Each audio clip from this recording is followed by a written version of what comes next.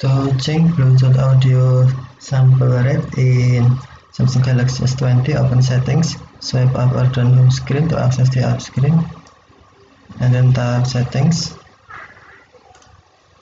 You can also open settings screen from notification panel, swipe down notification panel, and then tap settings icon. Scroll down settings screen, find developer options, and then tap developer options.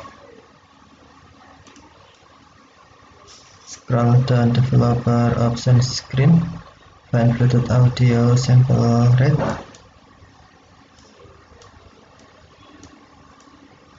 Bluetooth audio sample rate, and then tap Bluetooth audio sample rate, and then trigger Bluetooth audio codec selection sample rate. Select option you want: 44.1 kHz, 48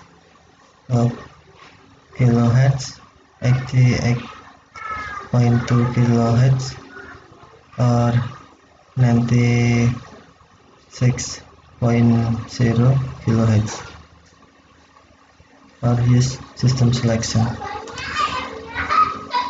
44.1, 48.0 kHz, 88.2, or 96.0 kHz, or use system selection default.